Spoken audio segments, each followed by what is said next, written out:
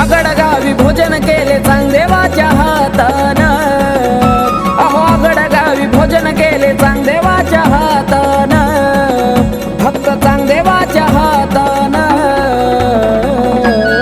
ये मुक्या बाळाला वाचा फोडली माझ्या भैरवनाथन, मुक्या बाळाला वाचा फोडली माझ्या भैरवनाथन. सद्वाचा भैरवनाथ गडगावचा भैरवनाथ, सद्वाचा भैरवनाथ गडगावचा भैरवनाथ.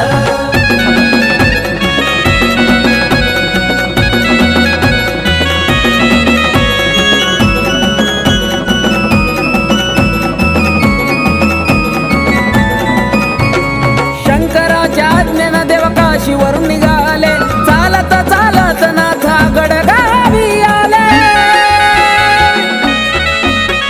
क्षणभराच्या विसाव्याला सावलीला गेले, पाऊन झाडाला तिथं विराजमान झाले. उन्हान नाथ थकून गेले, पायी चालत येताना, नाथ पायी चालत येताना. मुक्या बाळाला वाचा फोडली माझ्या भैरवनाथन, मुक्या बाळाला वाचा फोडली माझ्या भैरवनाथन. सद्वाचा भैरवनाथ गडगावचा भैरवनाथ, सद्वाचा भैरवनाथ गडगावचा भैरवनाथ.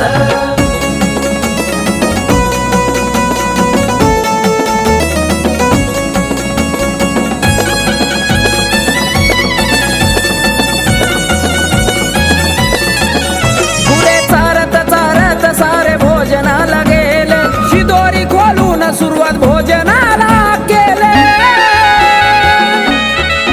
त्यात त्या मुक्या बाळाचं ध्यान नाथांवर गेले, बाळाच्या हातानं नाथानं भोजन केले. बोलू लागलं बाळ लगी नाथ आशीर्वाद देताना, नाथ आशीर्वाद देताना.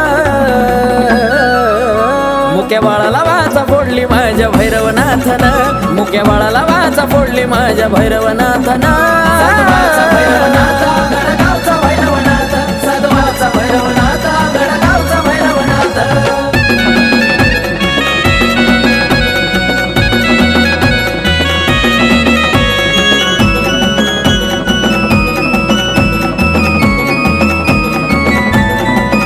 भोलेनाथ बाळाला वरदान मागायाला, म्हणे बाळनाथाला तुम्ही राहावा इथं विसाव्याला.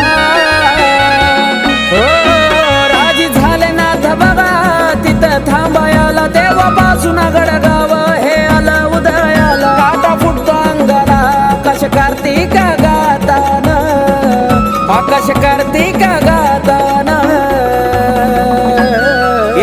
मुक्या बाळाला वाचा फोडली माझ्या भैरवनाथन, मुक्या बाळाला वाचा फोडली माझ्या भैरवनाथन. सद्वाचा भैरवनाथ गडगावचा भैरवनाथ, सद्वाचा भैरवनाथ गडगावचा भैरवनाथ.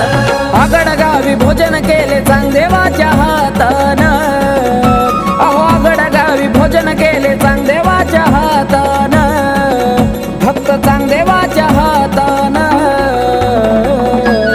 ये मुक्या बाळाला वाचा फोडली माझ्या भैरवनाथन, मुक्या बाळाला वाचा फोडली माझ्या भैरवनाथन. सद्वाचा भैरवनाथ गडगावचा